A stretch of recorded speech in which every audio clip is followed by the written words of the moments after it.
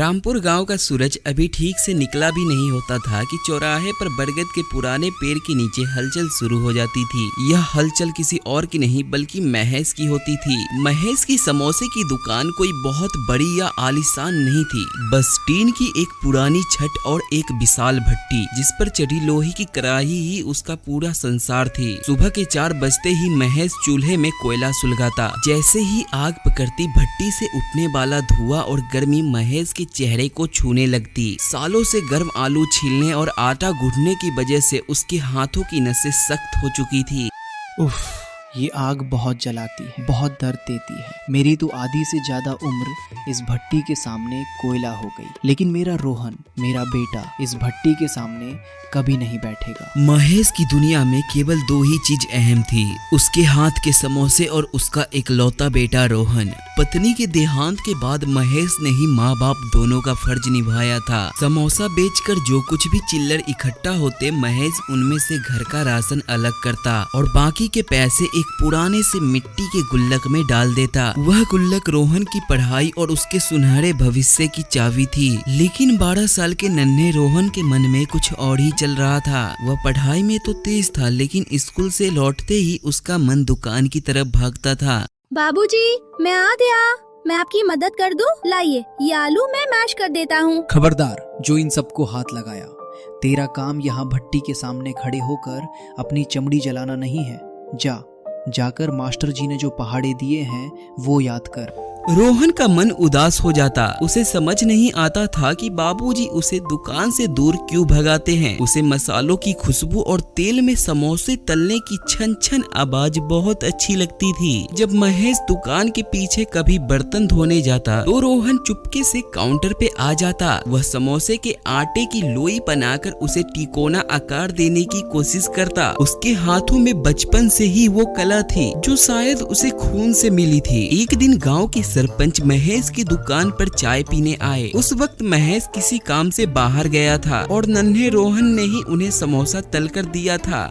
अरे महेश, तेरा लड़का तो बिल्कुल तेरे पर गया है। कल तो दुकान पर नहीं था तो उसने मुझे समोसा बनाकर खिलाया। सच कह रहा हूँ भाई, मसाले में ऐसा स्वाद था कि तेरे हाथ का समोसा भी उसके आगे फीका लगे। सरपंच की बात सुनकर महेश के चेहरे पर खुशी या गर्व नहीं बल्कि खौफ छा गया। उस रात उसने रोहन को बहुत डांटा। मुझे इस गाँव में दूसरा महेश नहीं बनाना है। तुझे बड़ा अफसर बनना है, सूट बूट पहनना है और एसी वाले दफ्तर में काम करना है। समझ गया तू? जी बाबूजी, मैं पढ़ूंगा। रोहन चुपचाप सुनता रहा, लेकिन उसके बाल मन में एक बीज बोया जा चुका था। उसे अपने बाबूजी की सपने पूरे करने थे, लेकिन उसे अपने हाथों के उस जादू से भी प्यार था जो समोसों में जान डाल देता था। समय बीतता गया। रोहन ने अपने पिता की डर से पढ़ाई पर पूरा ध्यान लगाया और देखते ही देखते वह गाँव के पगडंडियों से निकलकर शहर के बड़े कॉलेज में पहुँच गया। आज रामपुर गाँव में जश्न का माहौल था। रोहन ने अपनी मेहनत से MBA की डिग्री हासिल कर ली थी और उसे शहर की एक बहुत बड़ी मल्टीनेशनल कंपनी में नौकरी लग गई थी। देखा, मैंने कहा था ना, मेरा बेटा एक दिन बड़ा साहब बनेगा। आज मेरी बरसों की तपस्या सफल हो गई। महेश का सीना गर्व से चौड़ा हो गया था, लेकिन दूसरी तरफ सूट वूट पहनकर लैपटॉप हाथ में लिए जब रोहन ऑफिस में जाता था तो वो अंदर ही अंदर घुट रहा था। ये एक्सेल शीट्स, ये मीटिंग्स, मुझे यहाँ बिल्कुल अच्छा नहीं लग रहा। कहाँ फंस गया हूँ मैं? जो सुकून मुझे बाबूजी की दुकान पर समोसे तलने में मिलता था वो इस लाखों की नौकरी में क्यों नहीं है? कॉर्पोरेट दुनिया की उस भागदौड़ में रोहन का दम घुटने लगा था। उसके अंदर का वह छोटा बच्चा जो अपने हाथों से लोगों को खुशियां परोसता था अब बगावत करने पर उतारू हो गया था। और इसी बगावत ने एक दिन एक ऐसा तूफान खड़ा कर दिया जिसने पिता और पुत्र के बीच की सारी दीवारें हिला दी। 6 महीने का वक्त जैसे तैसे बीत गया, लेकिन रोहन के लिए ऑफिस का हर एक दिन काटना अब किसी सजा से कम नहीं थी। एक दिन उसने वो फैसला ले ही लिया जिससे उसकी पूरी जिंदगी बदलने वाली थी। सर, मैंने अपना रेजिग्नेशन मेल कर दिया है। मैं ये जॉब छोड़ रहा हूँ। मेरा पैशन कुछ और है और मैं अब वही करना चाहता हूँ। रोहन अपना सारा सामान पैक करके रामपुर गांव लौट आया। अचानक बेटे को दरवाजा पर खड़ा देखकर महेश की खुशी का ठिकाना नहीं रहा। उसे लगा बेटा शहर से कुछ दिनों की छुट्टी लेकर आया है। अरे रोहन, तू अचानक आ गया। कितने दिन की छुट्टी मिली है बेटा? चल जल्दी से हाथ मुंह धो ले, मैं तेरे लिए तेरे पसंद के गर्मा गर्म समोसे लाता हूँ। बाबूजी, मैं छुट्टी पर नहीं आया हूँ। मैंने वो नौकरी छोड़ दी है। मैं अब शहर वापस नहीं जाऊंगा।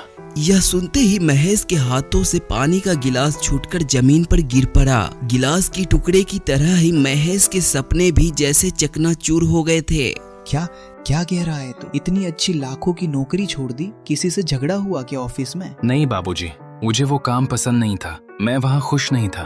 मैंने तय किया है कि मैं गांव में हाईवे के पास अपना खुद का एक बड़ा ढाबा और समोसे की दुकान खोलूंगा। मैं अपना बिजनेस करूंगा। समोसे की दुकान शब्द सुनते ही महेश का गुस्सा 7वें आसमान पर पहुंच गया। उसकी आंखों में बेबसी और क्रोध के आंसू छलक आए। समोसे की दुकान? मैंने अपनी पूरी जवानी उस भट्टी की आग में इसलिए जला दी ताकि तू वापस आकर उसी भट्टी के सामने मरे। लोग क्या कहेंगे कि इतना पढ़ा लिखा लड़का अब सड़क पर समोसे बेचेगा। तूने मेरी सारी मेहनत पर पानी फेर दिया। महेश ने गुस्से में मुंह फेर लिया। उस दिन के बाद महेश ने रोहन से बात करना बिल्कुल बंद कर दिया। एक ही छत के नीचे रहते हुए भी पिता और पुत्र के बीच मीलों की दूरी आ गई थी। रोहन को अपने पिता की नाराजगी का बहुत दुख था, लेकिन उसे अपने हुनर और अपने फैसले पर पूरा भरोसा था। उसने अपनी बची हुई सेविंग्स और बैंक से एक छोटा सा लोन लिया। हाईवे के किनारे एक खाली पड़ी दुकान को लेकर रोहन ने अपना ढाबा शुरू किया। उसने बड़े अक्षरों में एक बोर्ड लगवाया, MBA समोसे वाला। दुकान तो खुल गई, लेकिन असली परीक्षा अब शुरू हुई थी। गांव वालों को जब ये बात पता चली तो वो मजे लेने और ताने मारने के लिए रोहन की दुकान पर आने लगे। अरे रोहन बाबू, MBA की डिग्री समोसे के साथ फ्री दे रहे हो क्या? शहर में टिक नहीं पाए ना? अरे महेश, बेचारे का तो बुढ़ापा ही खराब कर दिया इस लड़के ने। इतना पैसा फूंक कर पढ़ाई की और अब बेच रहा है आलू के समोसे। रोहन ये सब ताने सुनता रहता। उसे बुरा लगता, लेकिन वो किसी से बहस नहीं करता। वह बस मुस्कुराता और उन्हें अपने हाथों से बना स्पेशल समोसा खिलाता। काका, तने बाद में मार लेना। पहले ये समोसा खाकर बताइए कि स्वाद कैसा है। और जैसे ही लोग उसके समोसे का पहला बाइट लेते, उनका मुंह बंद हो जाता। मसालों का वो जादुई स्वाद, कुरकुरापन और हींग की महक, ऐसा समोसा पूरे जिले में किसी ने नहीं खाया था। रोहन केवल समोसे नहीं बेच रहा था, वह अपने MBA की पढ़ाई का पूरा इस्तेमाल कर रहा था। उसने अपनी दुकान में साफ सफाई का कड़ा नियम बनाया। काम करने वाले लोगों को उसने यूनिफॉर्म और ग्लव्स दिए। उसने सोशल मीडिया पर अपने MBA समोसे वाली की कहानी शेयर की और हाईवे से गुजरने वाले यात्रियों के लिए आकर्षक बैनर लगाए। रोहन का तरीका और उसके समोसे का स्वाद दोनों इतने लाजवाब थे कि उसकी दुकान पर धीरे धीरे भीड़ बढ़ने लगी। दूसरी तरफ महेश रोज अपनी छोटी सी पुरानी दुकान पर बैठता। वह दूर से हाईवे की तरफ देखता, जहां उसके बेटे की दुकान पर अब लंबी लाइनें लगने लगी थी। महेश के मन में अभी भी गुस्सा था, लेकिन एक पिता का दिल अंदर ही अंदर यह जानने के लिए बेचैन था कि उसका बेटा कैसा काम कर रहा है।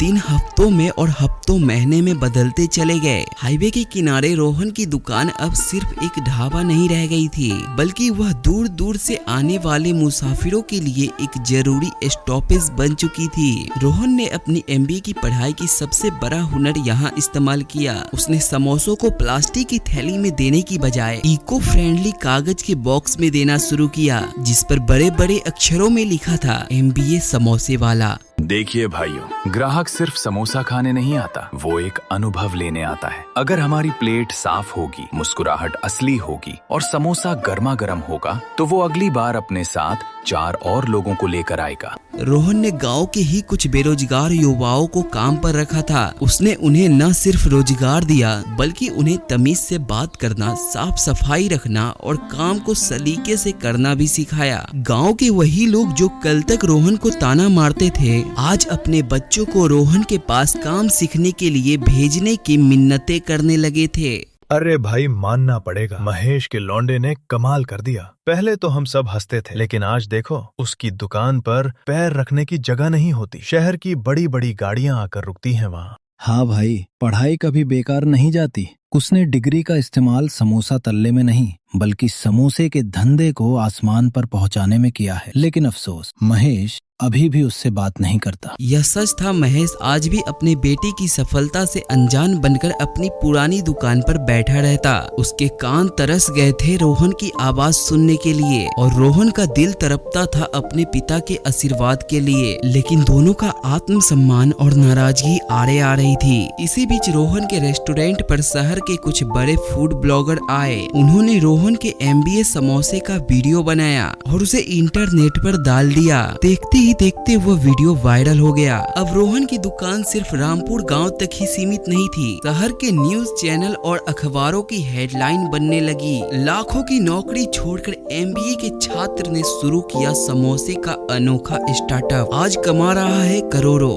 जब मैंने नौकरी छोड़ी तो सबने कहा कि मैं पागल हूँ। मेरे पिता भी मुझसे नाराज हो गए। लेकिन मेरा मानना है कि कोई भी काम छोटा नहीं होता, बशर्ते आप उसे पूरी ईमानदारी और एक नई सोच के साथ करें। ये स्वाद मुझे मेरी विरासत से मिला है और मैं इसे एक ग्लोबल ब्रांड बनाना चाहता हूँ। सफलता का कारवां यही नहीं रुका। रोहन ने मिले हुए मुनाफे और बैंक के सहयोग से पड़ोसी जिले में अपनी नई ब्रांच खोली। इसके बाद दूसरे जिले, फिर तीसरे जिले में। देखते ही देखते 3 सालों में MBA समोसे वाला का ब्रांच 5 जिलों में खुल चुका था। रोहन की महीने की कमाई अब कॉर्पोरेट जॉब की सालाना पैकेज से भी ज्यादा थी। वह सफल युवा बिजनेसमैन बन चुका था। लेकिन उसका दिल रामपुर की उसी मिट्टी और अपने पिता के पास अटका हुआ था। एक दोपहर रामपुर के चौराहे पर लगे एक बड़े इलेक्ट्रॉनिक शोरूम के बाहर भारी भीड़ थी। शोरूम के बाहर लगे बड़े टीवी स्क्रीन पर एक नेशनल न्यूज चैनल चल रहा था। महेश भी उसी रास्ते से गुजर रहा था। तभी उसकी नजर टीवी स्क्रीन पर पड़ी। टीवी पर एंकर बड़े गर्व से कह रहा था, आज हमारे स्टूडियो में मौजूद है देश के उभरते हुए युवा उद्यमी रोहन, जिन्होंने अपने दम पर 50 करोड़ की फूड चेन खड़ी कर दी है। रोहन, ये तो मेरा बेटा है। स्क्रीन पर रोहन बिल्कुल सूट बूट में वैसे ही साहब की तरह दिख रहा था जैसा महेश उसे हमेशा से देखना चाहता था। लेकिन यह किसी कंपनी का मुलाजिम नहीं, बल्कि खुद की कंपनी का मालिक बनकर बैठा था। रोहन जी, आपकी इस अविश्वसनीय सफलता के पीछे सबसे बड़ा सीक्रेट क्या है?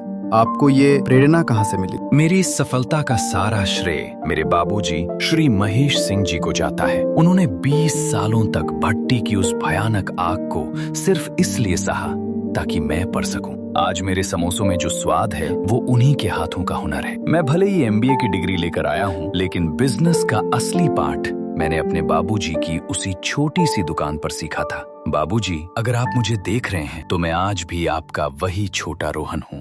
यह सुनते ही महेश के पैरों तले जमीन खिसक गई। उसके आंखों से आंसुओं की मोटे मोटे कतरे निकलने लगे। उसे अपनी गलती का एहसास हुआ। उसने जिसे नासमझी समझा था वह तो उसके बेटे का एक बड़ा विजन था। उसके बेटे ने उसके पुश्तैनी हुनर को पैरों तले रौंदा नहीं था, बल्कि उसे दुनिया के नक्शे पर चमका दिया था। शाम को जब रोहन अपनी नई बड़ी गाड़ी से घर लौटा तो माहौल बदला हुआ था। घर का दरवाजा खुला था और आंगन में महेश खड़ा था। उसके हाथ में एक थाली थी जिसमें वही पुराने मिट्टी के गुल्लक के टूटे हुए हिस्से और रोहन के बचपन की पुरानी किताबें थी।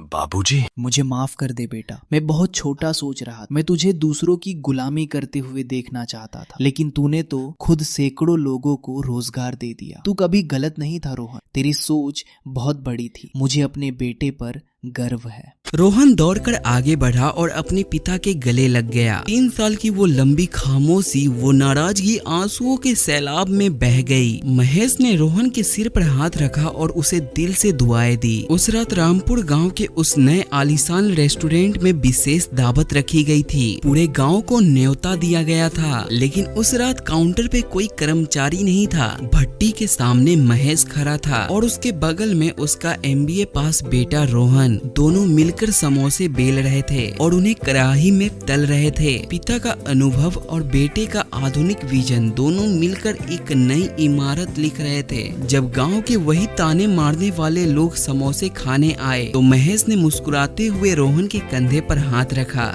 खाइए भाइयों, ये सिर्फ समोसा नहीं है, ये मेरे बेटे के सपनों का स्वाद है। और आज मुझे समझ आ गया है कि पढ़ाई सिर्फ नौकरी पाने के लिए नहीं, बल्कि अपने सपनों को सच करने के लिए की जाती है।